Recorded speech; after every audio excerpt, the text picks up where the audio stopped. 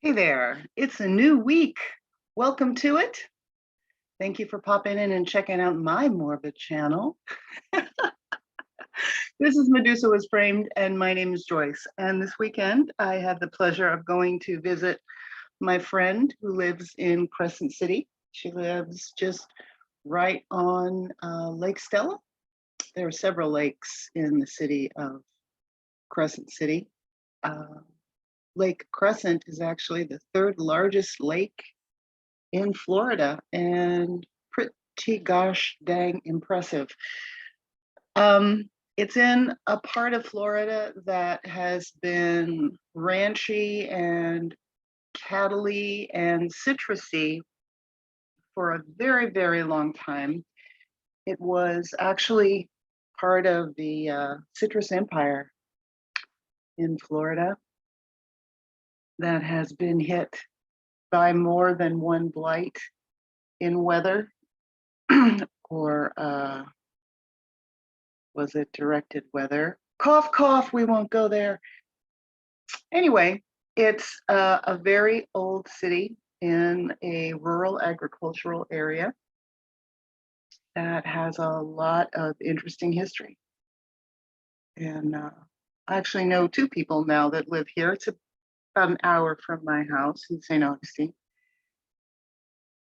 And west and south a bit.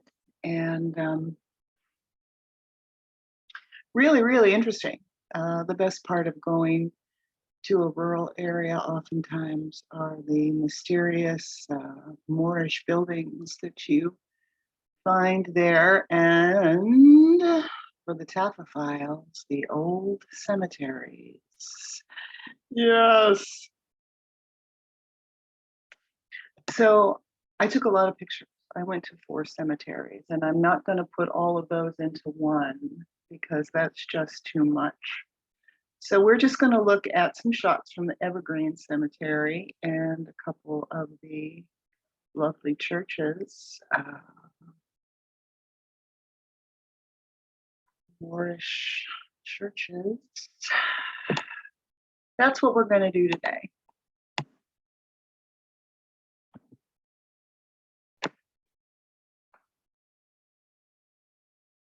So the Evergreen Cemetery, let me see if I have the actual address for you. All the cemeteries are old and not very well maintained, but I don't mind that.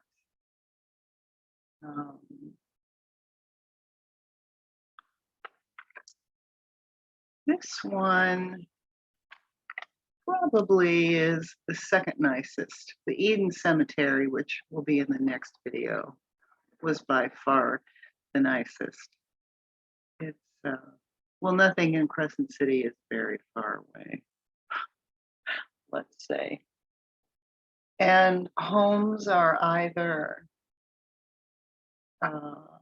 rather stately or large lakefront homes with large pieces of property, or small homes on small pieces of land. The Evergreen Cemetery is in a neighborhood of small homes on small pieces of land nearby. It's a very neighborhoody place. This is not a cemetery where they need to lock any gates. And you'll see it's seen a lot in its time.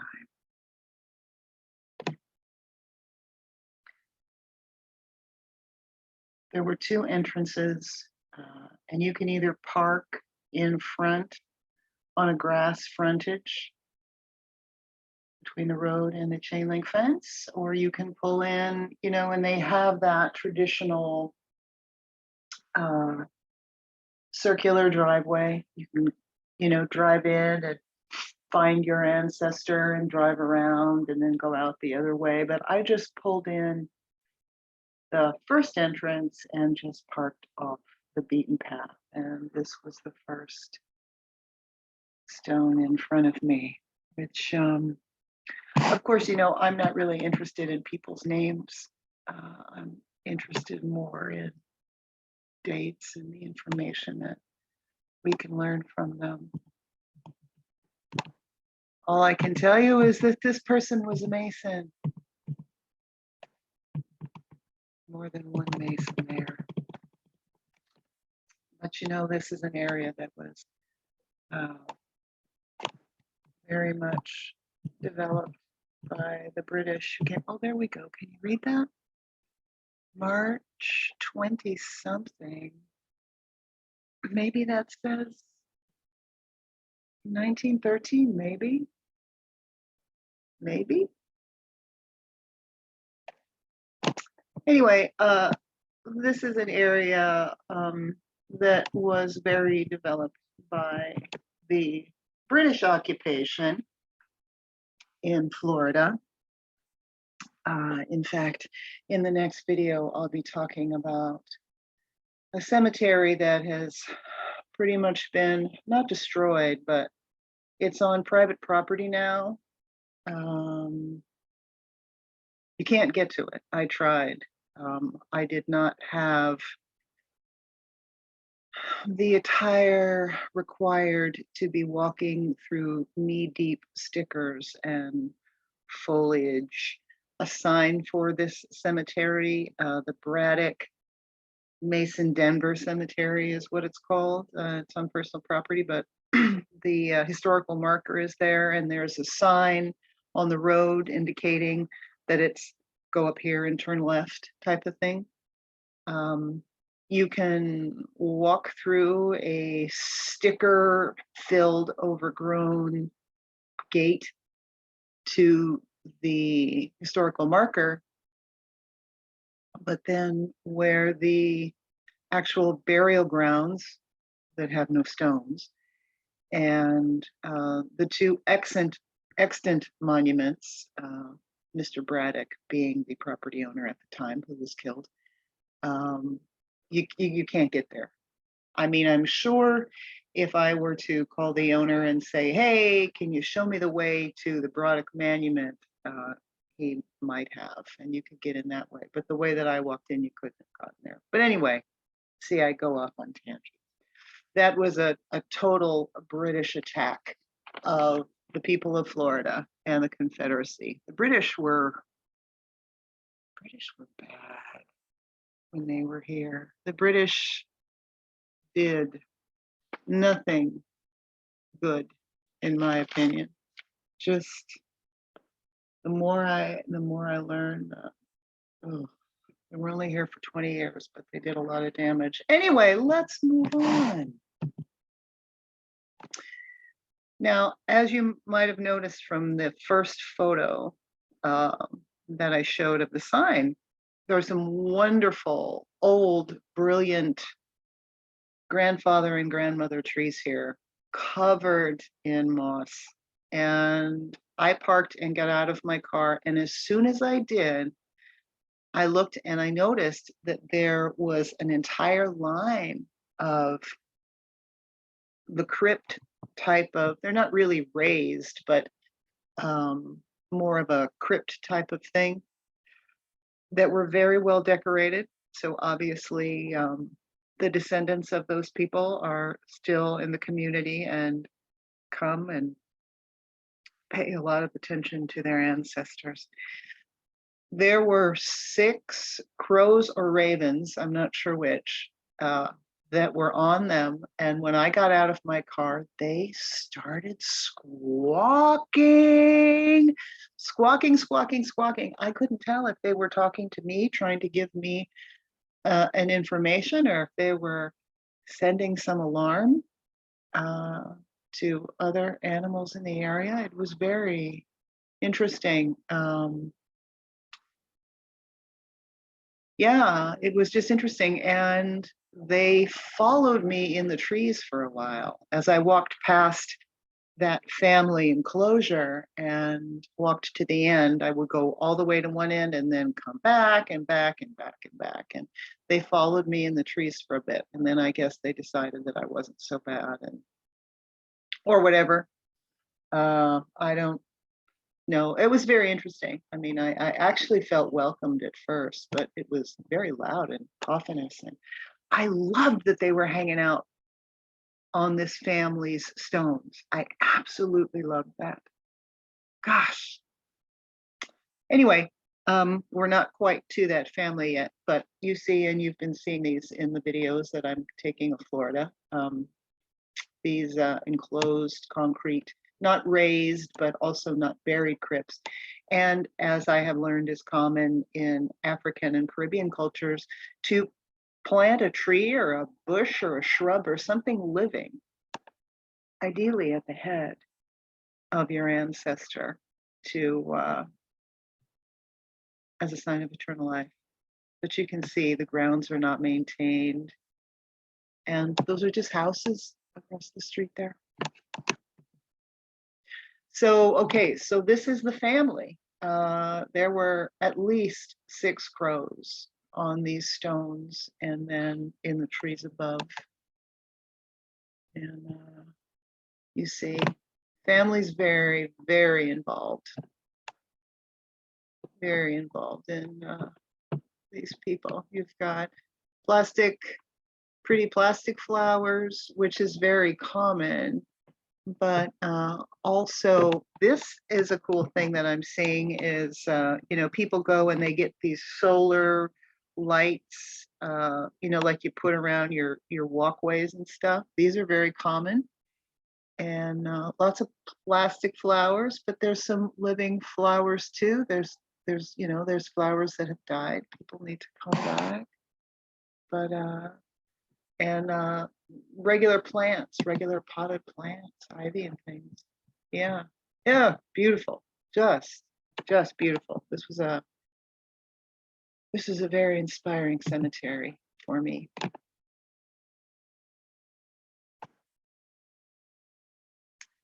Now this, here we've got someone over here. We've got another stone here. But as I was saying, what I have learned is that it's traditional in African and Caribbean cultures to plant a tree or a shrub or something near the head of the person. Well, so there's someone here. Would make you think the alignment was this way, okay? And then there's this one here. And then there's this tree, and this tree's been here for a while. But here, it's covered, and I don't know if you can tell, you can see there's a couple big shells. It's covered in different kinds of shells. And again, this being something that's traditional in African and Caribbean cultures, shells being more of the tribute that you leave instead of flowers necessarily, like in Jewish tradition, or even among veterans, you leave a stone. You build a cairn with stones on their gravestone or on the mound. So this mound seemed to be more than this tree would have created root-wise. So I'm wondering if we have an unmarked interment here, and maybe it was a child. I've seen a lot of that when I was in Crescent City. There were some very different looking placements that clearly were for children because they were small children. They were only 2 or 3 feet long. So I'm not sure exactly what this was. This could have been the collective tree for this person and this person, but there's definitely something here, and unfortunately it's unmarked. But as in a lot of these cemeteries, if they were buried before the standardization of some kind of stone or even a concrete slab of some sort, if it was in the time when just a regular stone, not a carved stone or anything, just a regular stone might have been placed, or a simple cairn might have been placed, or worse than that, a wooden plate of some sort, that's long gone. And if it's an unmaintained cemetery, as this one is, then you don't know. You would have to go to City Hall and find out who's there, but someone knows who's there because they keep bringing shells. Now here again, there's no name marker, but someone has indicated something beneath with this.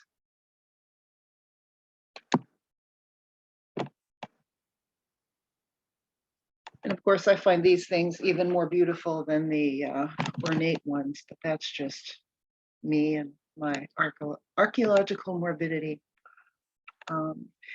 It makes a person, I believe, so much more appreciative of the hallowedness of this time and space you spend placing your feet on burial grounds, or for that matter, for historical grounds.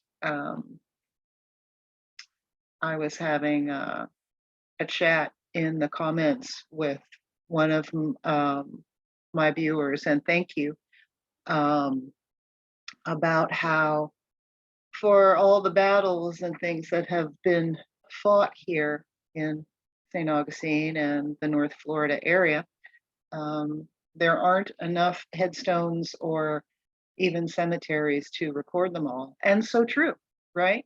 Because so often burials were done hastily because it was wartime, or they were marked in different ways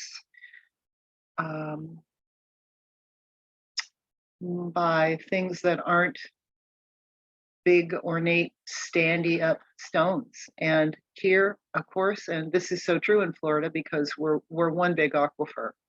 We're just one big aquifer. There's water underneath all of this state, and it bubbles up in so many places and creates sinkholes, and you never have to drive any more than 60 miles in one direction or the other to hit an ocean here. So there's water everywhere. So flooding has been common.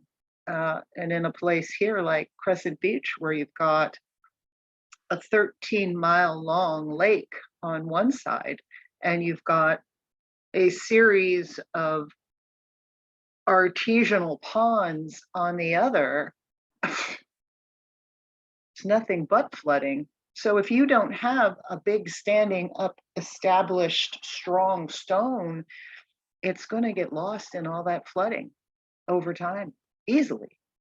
And that's evidenced even some of the stones and crosses that I have photographed. There's barely anything standing up from them. And these stones might be 3 or more feet tall, but there's not much left. There's just so much water. Again, it's just people's houses on the other sides of that. But you know, the vibe here is very nice. It's a very peaceful place. And I didn't sense any, see that's marking somebody. I didn't sense any bad juju, you know? Sometimes you go into a cemetery and things just don't feel right. So this individual was born or passed away April 13th of 1871, but I can't tell which. Isn't that beautiful? See, I love all that mold or lichen or whatever it is. I love ruin. Yeah, very peaceful here. Very, very peaceful. The only cacophony was the crows. And as I said, I still haven't figured out if I was being greeted or told off or cautioned or what that was about. Let's see if we can figure this one out. Born 1883, 1917. And I'm creative with the filters I use, so we can try to see contrast. Again, covered in lichen, which I love, I love, I love, I love, I love, I love. Here again, we have an illustration of that African Caribbean tradition where you have a headstone and a tree. Unfortunately, this palm tree has not done very well, but it's shooting up volunteers, so that's encouraging. And I'm glad no one was too ambitious and tried to rip it out of the ground. Just let it grow. See, we can't see. Can't read that anymore. But to me, it looks like a dog laying and looking out the fence. That's what it looks like to me. I don't know, I get the feeling that that person wasn't very old, maybe a child. Now, there are a lot of these at this cemetery. And I just want to say, man, you know, you African, Caribbean, and Latin people, you got it going on with honorariums, man. I'm seeing all this painting. I'm seeing, you know, these cool little additions, all the flowers, the beautiful color. This one's got a little dog. You've got flower. Oh man, got it going on. Look, see, like guardian dogs. That is just beautiful. See, they planted an actual plant of some kind, a fern sort of thing, or some kind of palm tree. And then they've got some dying fresh flowers in here, and then they've got the plastic. But look at this. Gosh. Just joyous. I was the only person in this cemetery when I was there. One of the other cemeteries, probably the nicest one, the Eden Cemetery, which will be in the next video. There were two families that came to visit. They were both Latin families and brought their kids, and they brought things. They brought flowers. They brought what looked like stones, maybe stones that they had gathered. They brought food. They left food.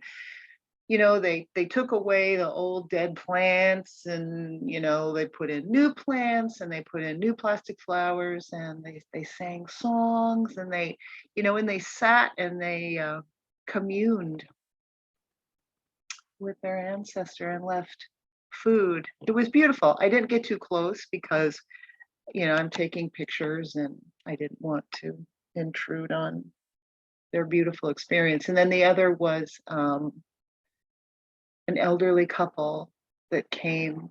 So I intentionally did not go anywhere near them when they were having that time, and or before or after, during or after. So I don't know the age or anything about the person that they visited, but they also said prayers and spoke to their friend or family member. It was beautiful. Now I couldn't figure out what that was. And it seems to be broken. There was something there, or this attached in a different place. I wonder, I don't know. That's the only signifier left. I wonder if it was some kind of a brace that was part of the stone support, or I don't know. Cool. But that's the only identifier left. See, look at that. That's just beautiful.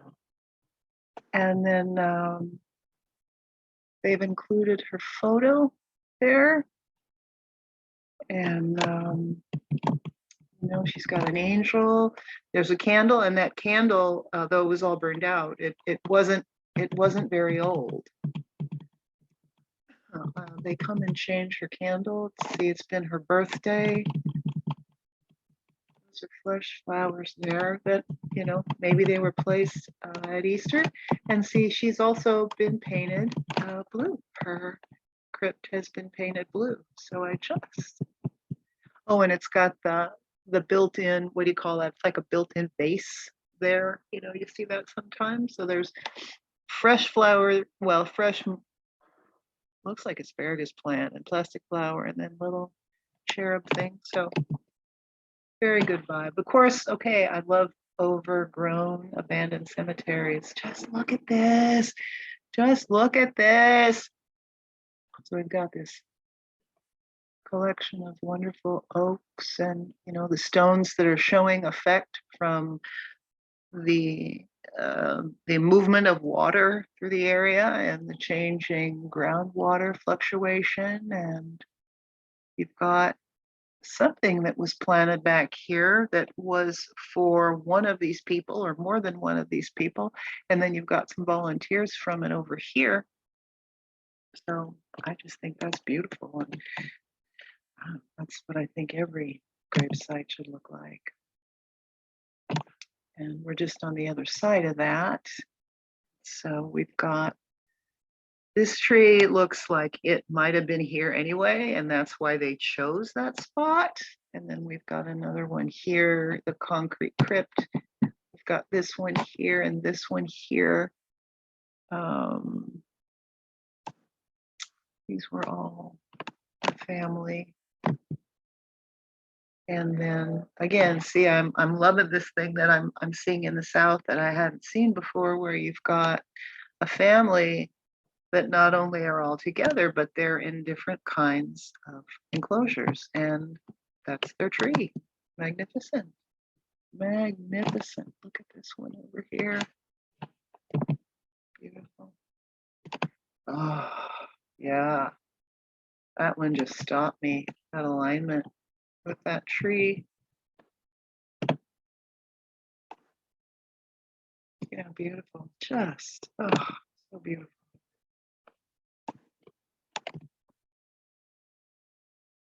So again, right? So, you know, this cross is probably, I don't know, could be 3 feet tall, right?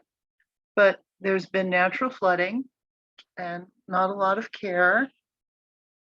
A lot of this soil is very sandy because there's bodies of water on both sides. And, you know, when people say that there aren't enough cemeteries for all the bodies that are buried, well, a lot of the evidence about those bodies is been lost. It's there, it's just under mud. And when the federales or the state buy the property and call it state park or national park, then you can't explore and find out what really happened to the people, what really happened to the Timucuan based on skeletal evidence, which is why there are so many Timucuan preserve areas all over northeastern Florida. Yeah. Spanish and the British completely wiped them out. So the land is reclaimed for state or federal use. No one can dig up any more skeletons that prove what actually happened or the fact that they very well may have been descendants of the Hyborian giants. They were over 6 feet tall and had much more impressive architecture and mound building capabilities than people let on. But anyway, yeah, so there's lots of evidence. It's just hidden. And it's often hidden in places where you and I can't go. This one, I hadn't seen one like this before, with the handles. That's very ornate. And that's their stone. And you can see there's one of those enclosures here. It's kind of been hidden away by all the leaves and the changing soil from the water. So it's a husband and wife but only one of them had the crypt, or maybe the other one's still around. I don't know. See if we can read that one.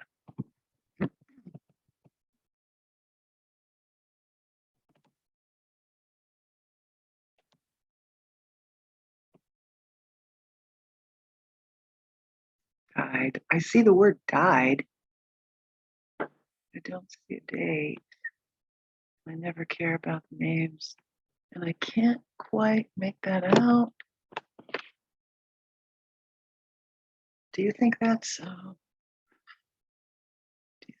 Masonic?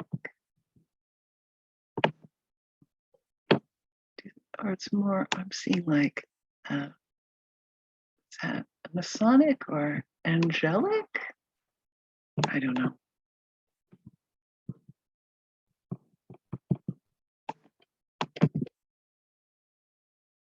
Yeah, see, it's so peaceful there. And simple, modest homes right across the way. Beautiful. These are the ones that got it the best, man. Man, they're getting all this good negative ion energy and in the space there. So this apparently there used to be a fence, right? And these were the walkway in.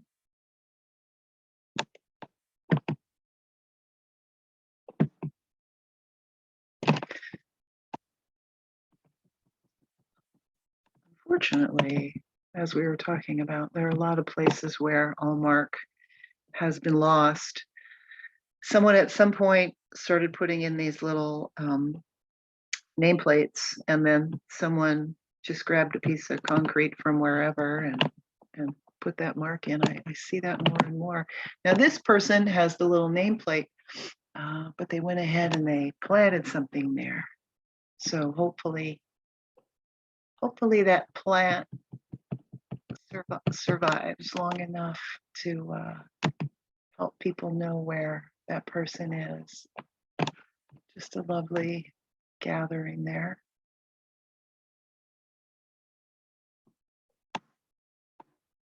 On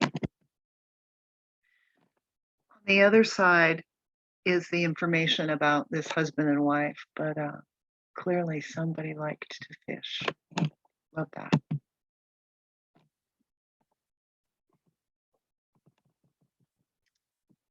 Rest in peace, Reverend Nelson. Beautiful. Yeah, just a simple, they might have poured that themselves and they just use the stamps to stamp in the wet concrete. That's beautiful.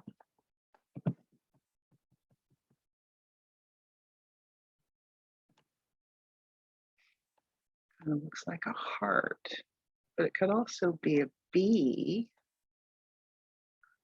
So I can't figure this one out. There's something there, but I can't read it. I don't know.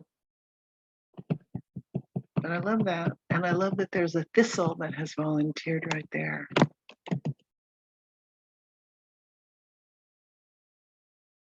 Beautiful. So the composite plastic that usually comes with these has rotted away. So they've got the plate there, 2013, I think, and then someone has been there recently with those plastic flowers that are still pretty bright. And here again now, it's all around a tree. So there's no nameplate, but it's all around a tree. And this would have held fresh flowers. So I think that this was someone's tree or some family's tree. And again, you've got the husband and wife, and that's their beautiful tree. Look at that, just beautiful, whole family. Look at this, man, I'm telling you. You African and Latin culture people, you know how to do this. Look at this. Oh, recently visiting their ancestors. Oh, gosh, just gorgeous. All of this interaction, you know, with the living family just made me smile. So we've got, it's a military plate. That's all that marks that one. And then we've got a flat plate there that everything's worn away. Look at this. Holy cow. Not only is she resting in a beautifully peaceful place, in a very quiet, peaceful, working class neighborhood, but just look how much they love her. Look at this. And again, these solar lights that you put like in your front yard. So she's illuminated at night. And look at this with wind chimes. That's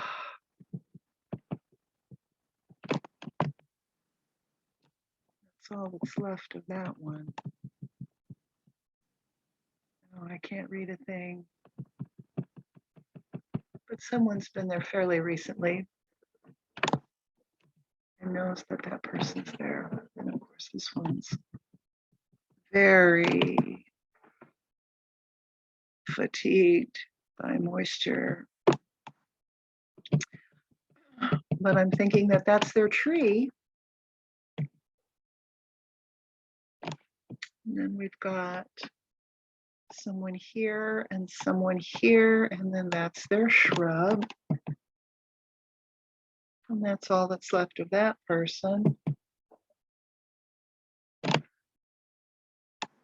We've got an encasement and a stone, but I just love the way that the branch fell. And there's a sad one, right? That's all that's left is that nameplate, which isn't very hardy, but it's near a tree. The ants are busy. I'm so sad now. More and more I see these nameplates. That's all that's left of that person. That's all that's left of that person. Nameplate. Beautiful neighborhood though. Look how quiet, peaceful it is. So where I am here, I came in over here and I started walking like this. So this is where the crows started screaming at me.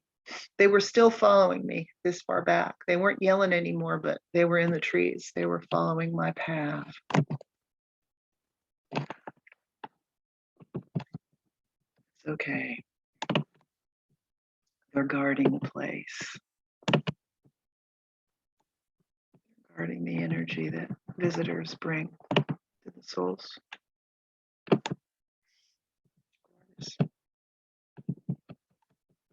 See how old that is. But I think that tree is a little too old to have been planted. I don't know. There's another beautiful one. I think that tree was already there.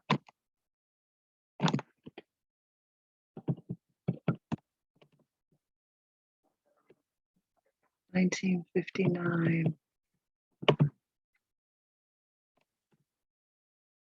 And see, there's a little one right here. So I think these were all planted around this tree.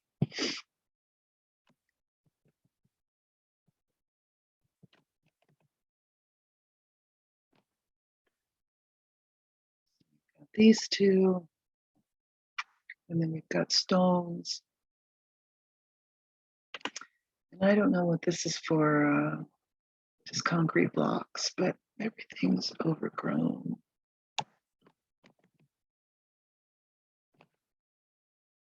All that's left there, that beautiful one. And then just single posts behind it.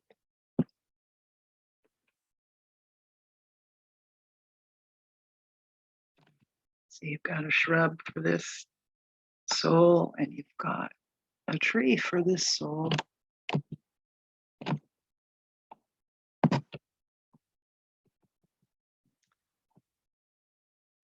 Of I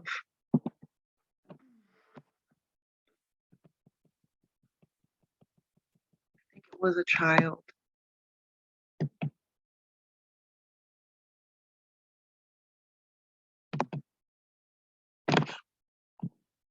Nice, right? That's for that person. So we've got this stone and this one, don't know, it's a tin bucket that they've planted fresh herbs and asparagus and things like that in there, and then they've got information about the person in there. So I guess that's the headstone now. I liked that. Let's see if we can read this one. Born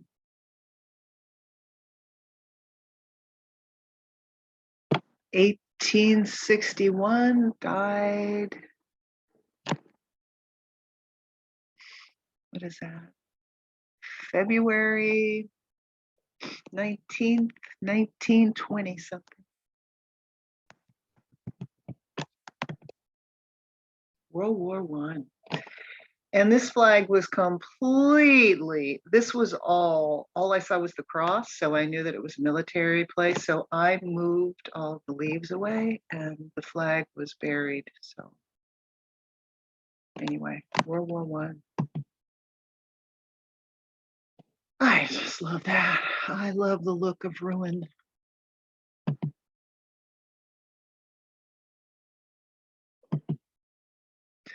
That's all that's left of that one. You can read a little bit of it. The word died. One, I can't read anymore though, but that looks like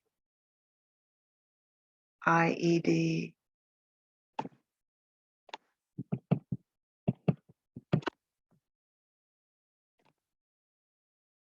That tree is serving several individuals. They've also got that. Got a veteran there.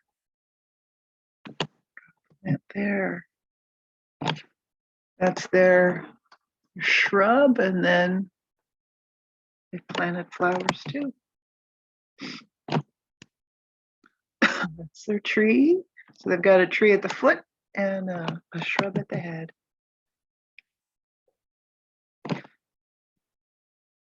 There's just an open lot. I don't know who owns the property on the other side.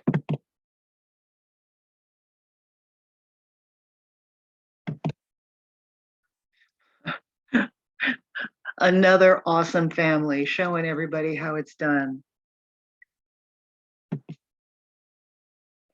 And I'm loving this too. I love when you see that someone has placed a bench of some sort so that you can sit with your ancestors. That's so beautiful. So beautiful. This was the way back in the cemetery. And again, this family has been resting here for some time, and there was a lot of care and a lot of attention, and yeah, a whole family, a lot of history there. This is part of that family. Look at all these lovely things. We've got candles, got a plate with offerings, candles. We've got those solar things. We've got the plastic flowers, little sculpture there. It's kind of melted. I'm not sure what's in there. Something that was important to them, obviously.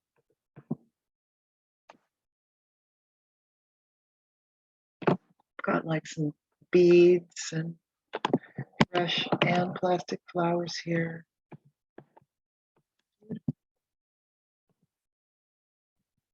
telling you, these people are still alive and they're still very active in their families' lives. Beautiful. And this was part of that family's area. There was this lovely wind chime and this gorgeous tree. This is the back fence of the property. There's a simple one there along the back fence.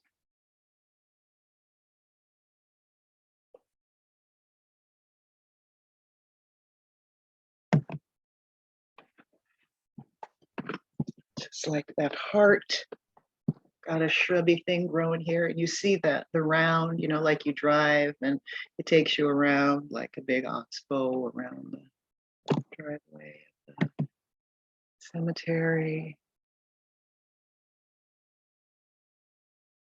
See, there's so much care, so much family involvement with their history. Beautiful. Got a succulent here. Got a fresh plant. And then here you've got a marker that has worn away, but they've got one of those place markers. And then, well, unfortunately, that's a mother and a small child. Sadly.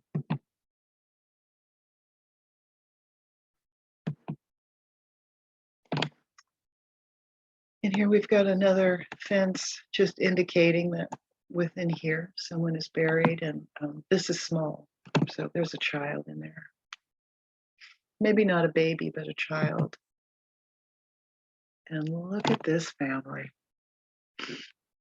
Look at this, but also see this cross is more than halfway buried in the sand. Isn't that just beautiful? All that care. They've planted those plants behind the head of their loved one. Look, you know, they bring in the little wind, what do you call it, things that blow, and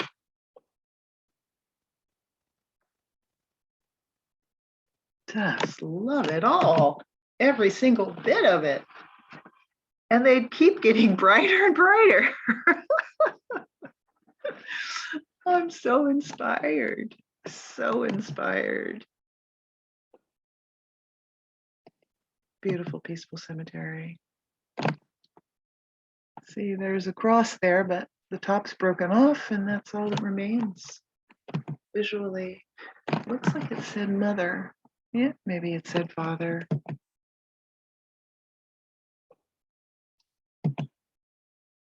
That's all that's left of that one.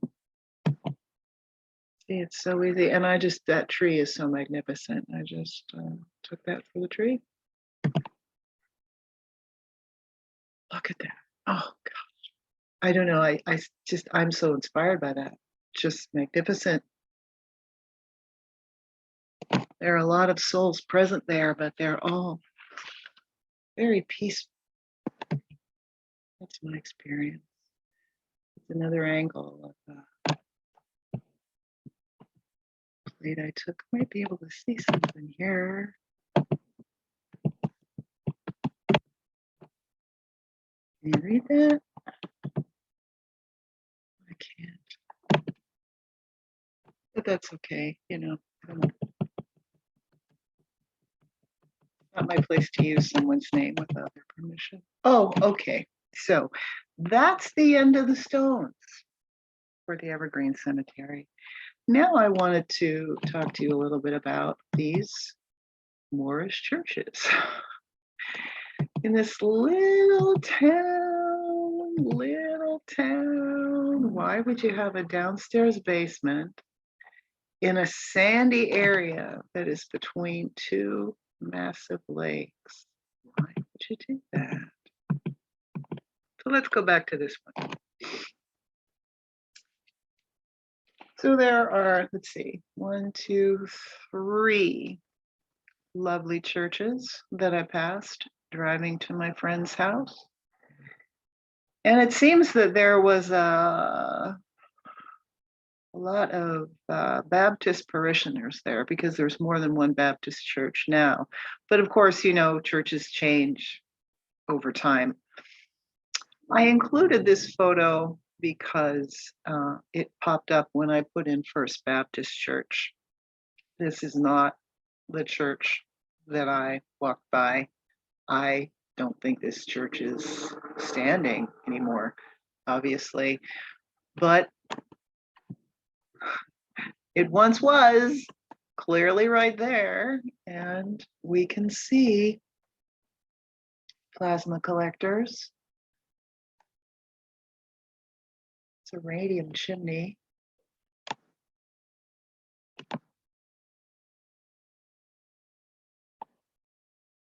Look at that. Huh. So there's a basement in this church that's on a floodplain, but you have to walk up to the front door. So I wonder how tall that opening really is. Huh.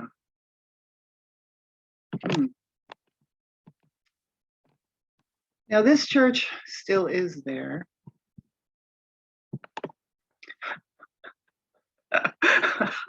Right there. What the hell is that?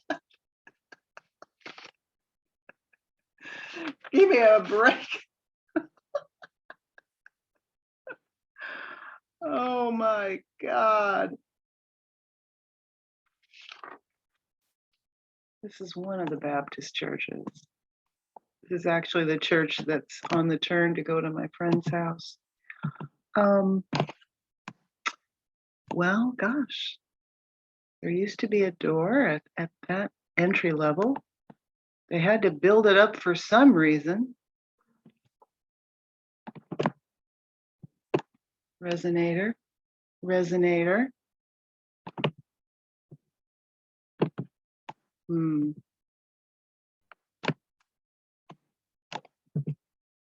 Yeah, and that's close up of that door. Huh. Why would you have a basement area on a floodplain? The main road through town is called Summit Road, right? So what do you think of that? Well, I think that means that the main road through town, the continuation of State Road 17, main thoroughfare, was the high point. Either high point from the sand building up over seasonal continuation of flooding, or different kinds of formed embankments. But so you've got this door underneath the front porch on the front, on the street level.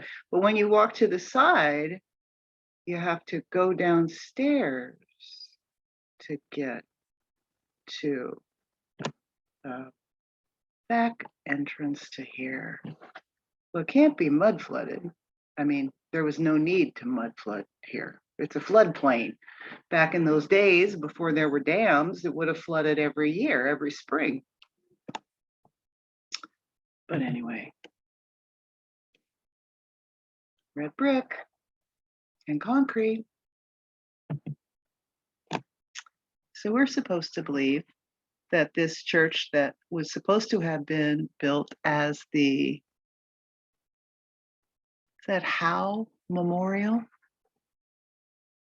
in 1922? Those are the steps up to the front. Look at that mud flood window. And this is the back. So this is the back entrance into what you saw in the front, which was at street level. In the back entrance, you have to go downstairs and you have to walk upstairs to the cathedral. I think that this is this was Sunday. This was yesterday, but it was like 2 o'clock in the afternoon. So the parishioners were all gone. I would never walk around someone's church when there was service going on. That's just so rude. But the choir was practicing, or some people were just having some worship. And it was some really beautiful, soulful stuff going on. Really, really beautiful. Yeah, what? Huh? What? This is the side. So that's the steps up the front. Got a resonator there. Hyperborean arches. Magnetic, magnetic, magnetic. Radon heater.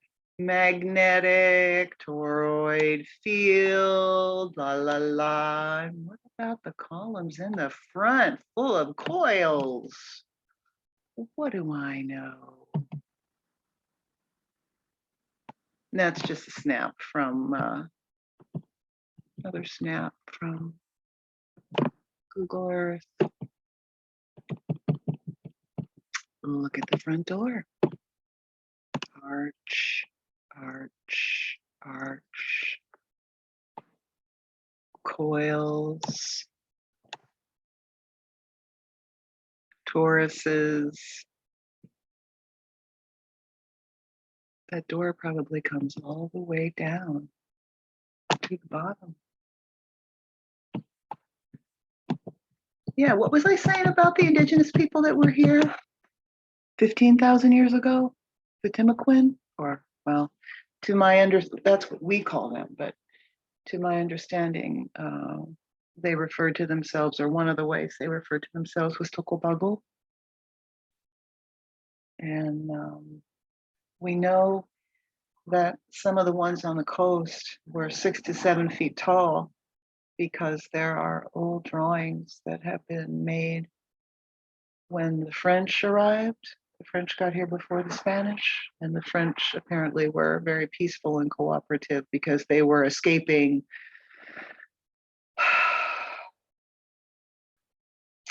the civilization of Catholicism. Anyway, yeah, there are drawings of individuals that came with the French to record what they found, and you can look at drawings of the indigenous that received them were a foot or two taller than they were back in the 1500s. That's another view of the back of the church. I already showed you.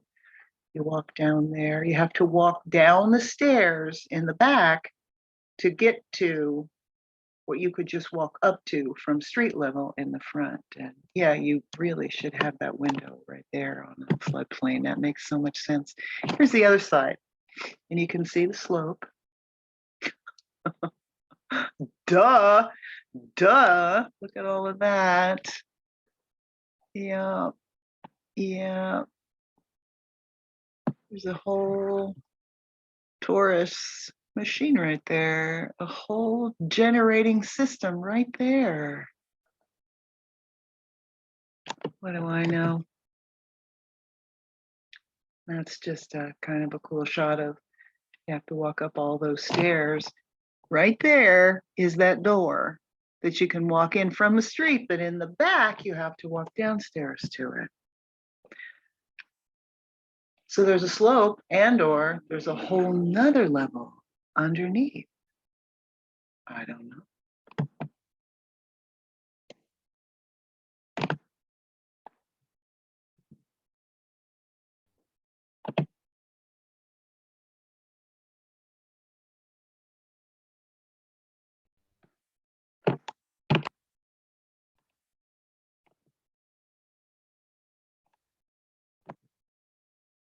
Again, this came up when I put in First Baptist, because that's what that brick building is called now. I don't know if that's still standing or not, but bell tower, plasma collector, mud flood windows, mud flood windows. Look, those are totally half buried. Those windows are totally half buried. Yeah. Now, this is so ridiculous. So, my last research video, I talked about John Clutho, the architect that came out of nowhere and is attributed with rebuilding Jacksonville after the conveniently great fire of 1901. Kind of like after the Chicago fire, we had Sullivan and Wright, and after the Seattle fire, I can't remember his name now, Evan Fisher. Yeah, right, Evan Fisher. Richardson, the atmospheric style of Richardson, and Clutho, the man who was supposed to have rebuilt Jacksonville, was a brief student of the Prairie School, Frank Lloyd Wright. Didn't finish his architectural education, which he moved from Illinois to New York to study. But there was a fire, and gosh, he saw an opportunity to go down and help. So a month after the fire had burned most of what was downtown Jacksonville at the time and made 10,000 people homeless. He was there a month after the fire, and he already had his first contract. And the guy came out of nowhere. And if you've looked at that video, there's no way. There's just no way that some young punk, I think he was 26, built all that stuff. Well, that brings us to this. This still stands. Oops, what have I done here? So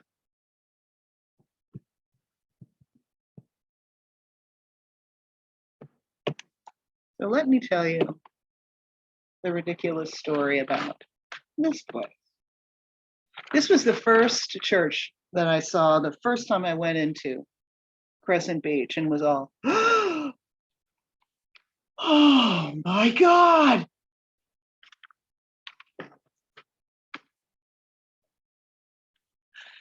This is the Church of the Holy Comforter, located at 223 North Summit in Crescent City, Florida. Summit is the main road, the extension of State Road 17. Supposedly, this was built in 1876 because there were already winter visitors coming down to the area in such high numbers that they complained to the bishop in St. Augustine and Jacksonville areas that they needed a church for where they spent their winters on the lake. Lovely summer weather in Florida. The first service is said to have been held February 10th, 1878.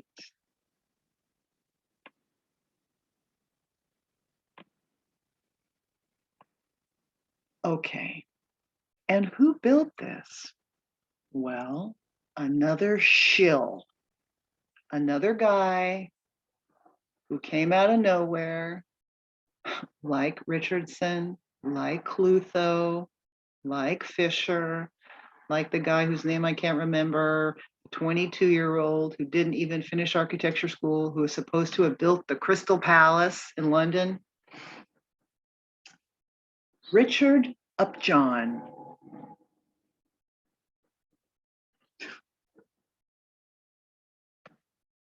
Richard Upjohn, who is also noted for founded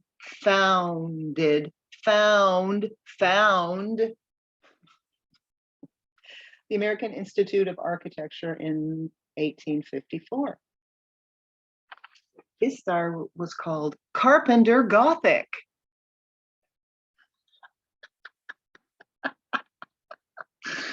Oh my God.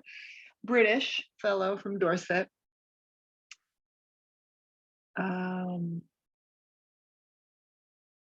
He started as a cabinet maker. He was born in 1802. And he acquired a lot of debt in England as a cabinet maker and whatever it was he was doing. That's how the story goes. And so he had all these debts in England. So he head out for the New World. In 1828, he left. And he ended up in New Bedford, Massachusetts. And he was already a skilled cabinet worker, or that's what they say. So he was able to get carpentry jobs. And plenty of them, right?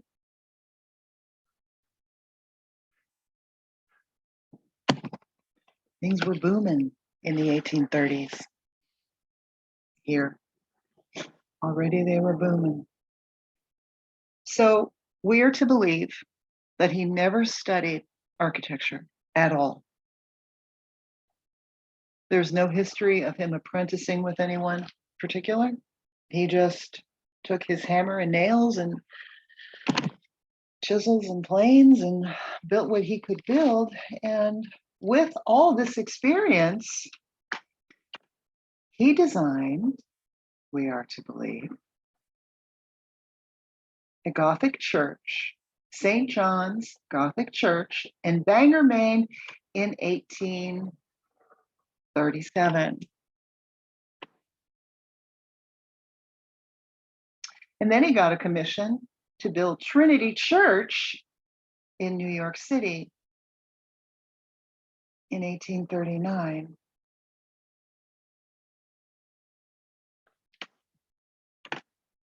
Just from being a carpenter, just from being a cabinet maker. So let's look at some of the other things that this shill is supposed to have designed. I have to make that completely small before I can proceed. Sorry about that. Okay. That's another shot of the church now. Of course, you know, this is just, you know, all of this. Radiant fireplace, bell tower with the resonators that have been removed, plasma collectors, resonators, mud flood windows, and oh, you have to walk up to the front door.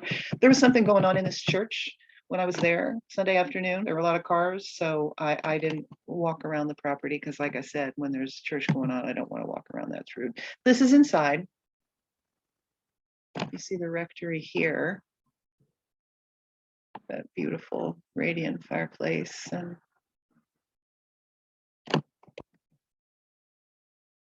And that's just a quick snap from Google Earth of the front. It's a beautiful little church. Look at that, just beautiful. Spire's gone. Bell's gone. Resonators all filled up with the window. Man, that door is tall. What do I know?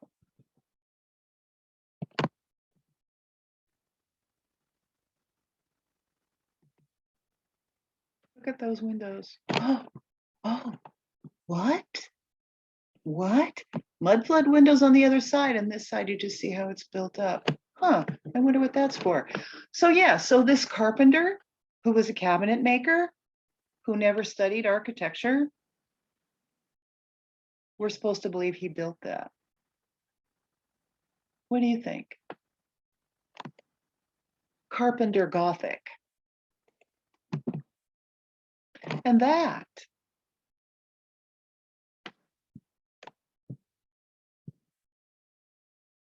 He was a carpenter, not a stonemason.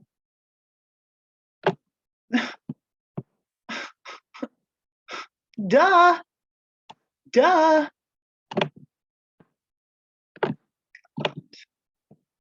Look at the coils.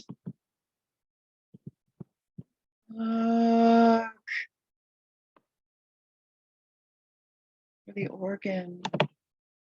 Look at the coils. Big resonator window.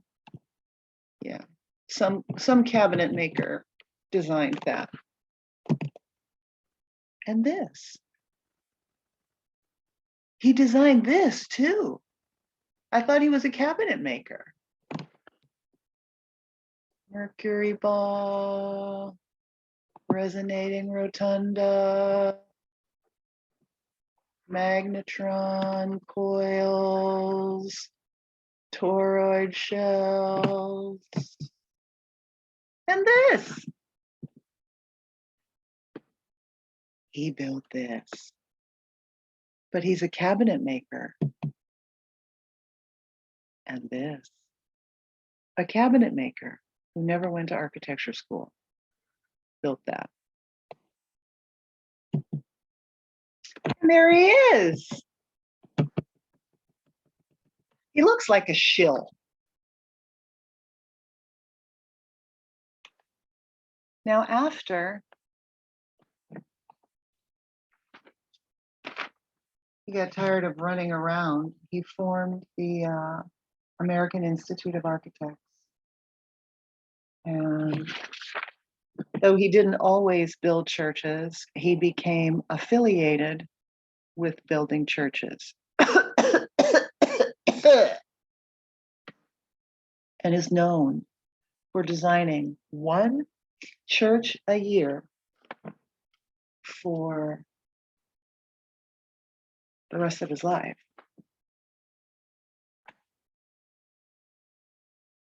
And he became known for, in as much as he became known for the grandiose, ridiculous ones, he was more known for the simple ones, like the one that I showed you in Crescent City, the ones that really represented his Carpenter Gothic. And they became known as river churches in communities where there are churches built along bodies of water. Wow, isn't that fascinating? So these ornate Moorish or Gothic or Scythian or whatever you want to call it, obvious generating plant that we now know as churches that were built in the 1800s in very small populations, were built along bodies of water. Well, yeah, because they used the water, whether it was salt or fresh, in the grid system to take care of their community. Oh, but see, this is the guy who built them, who designed them. And they were called river churches because they were smaller. They were not as ornate.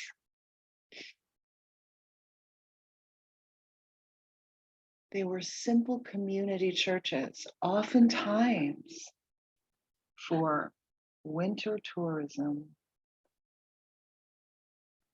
Isn't that fascinating?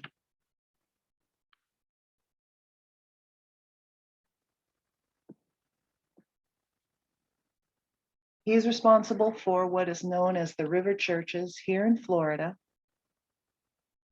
from the city of Sanford, which is just north of the Orlando area. So it's north central Florida along the St. Johns River, massive river, all the way up to Jacksonville, which is the city at the top of the state. So all these communities along the St. Johns River and along the lakes, like here, along the lake chain, Crescent Lake, all the Carpenter Gothic churches that we see, and there are a lot of them, he designed them out of the kindness of his heart. What a humanitarian. And he didn't care which denomination he would build a church for anyone except a Unitarian, because he didn't think that Unitarians had the proper, what's the word? Respect? Anyway, those are the only churches he's not attributed with building. Fascinating, right? Wow. I had no idea I was going to find out this cool thing about another shill architect. I just wanted to do a little research on where I was and what I saw. There's little or no information about the real history of this church that he is supposed to have built. Just that he built it and when he finished it. And there's little or no information on the Baptist church that I showed you earlier, at least not that I could find quickly.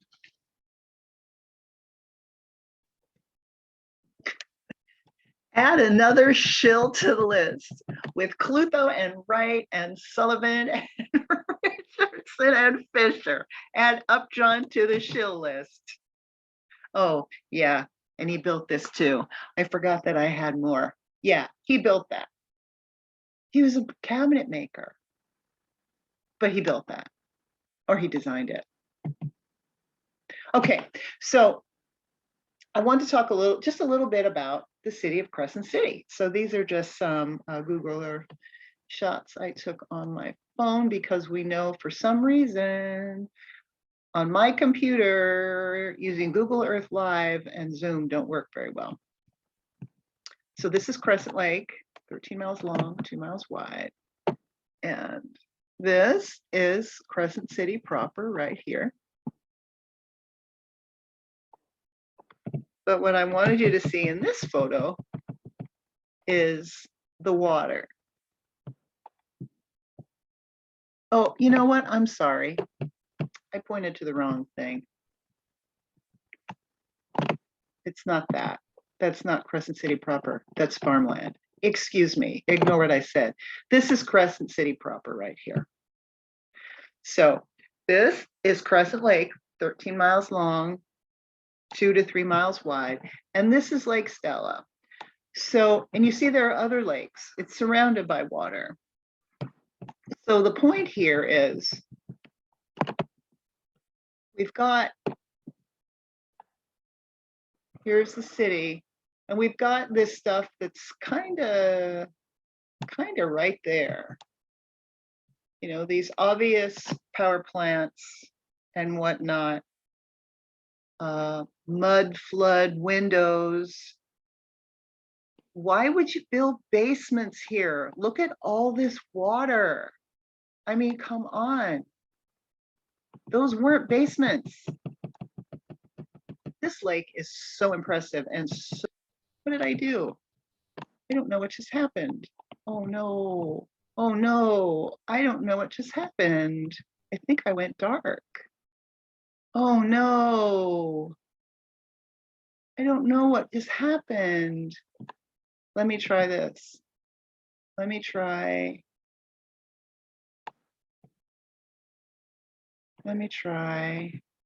Let's see if this works. I might have to end it right here if I can't make this work. I don't know what just happened. Oh, there. Okay. I think we're back because it's green. I'm sorry about that. I think this is working. Okay.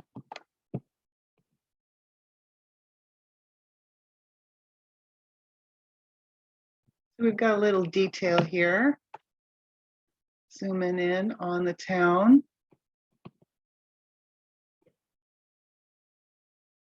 See, it's not a big community. Most of what is there to be seen is right in here. Again, the emphasis being on the fact there's a lot of water here. There's really no reason for people to be building basements when they're surrounded by water like this. No reason at all. I mean, there's Lake Stella and there's Lake Crescent. That's Summit Road. There's no reason for basements. And oh, by the way, this is Eva Lyon Park. So right across the street from the main intersection of Central, I think. The main road where the shops and everything were was Central, and then Summit Road. And kitty corner from that, at an angle from one church, is a big park. And what's in the middle of the park?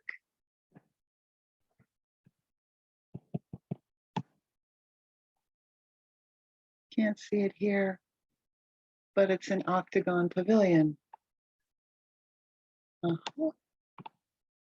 In between all the water.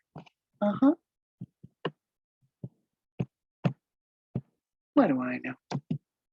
I don't know anything.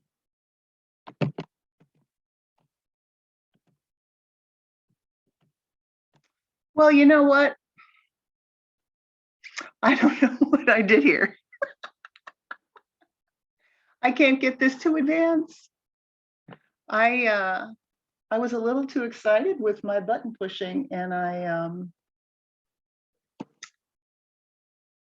don't want to mess around here and talk over dead space. So I'm going to abruptly end this here. I apologize for my ineptitude, but I will carry on in the next video and finish what I was going to show you, more about details of some of the other Antiquitech stuff that's over here on the Lake Stella side. I will continue that over to the next video where I won't be so aggressive with my button pushing. So yes, remember Richard Upjohn the shill, and add him to the list. All right. Probably the coolest thing I saw when I was there is there was a landowner some time ago that had peacocks. I don't know if they had peacocks because they like peacocks or if they were raising them for feathers or what have you, but they had peacocks. And if you've ever been around peacocks, you know they're very loud and they're very distinctive and they take a fair amount of space. They're big birds. Anyway, this family passed away, and the property sold, but the peacocks got out. And so the way that you have squirrels in parks, or I remember the first time I went to Charlotte, North Carolina, they had bunnies in the parks. I'd never seen bunnies before. I thought that was the coolest thing. Well, in Crescent City, they have peacocks in the parks. They have peacocks walking along the lakefront. They have peacocks making their very distinct peacock noise, walking in pairs and groups, and you know, the males ruffling their beautiful feathers. So if you go to Crescent City for the Catfish Festival, which people come all over the city to state to participate in, or you take advantage of the fact that it's known to be the best bass fishing place in the state of Florida, and you're interested, you might want to walk over away from Lake Crescent over to the other side to Lake Como and or Lake Stella, where you'll see peacocks walking around the cemeteries and in the parks. I don't know. I like that. So, ending abruptly because I'm a dork. I'll continue in the next one. Thank you so much. Apologize. This is Dorky Joyce, and Medusa was framed, signing out.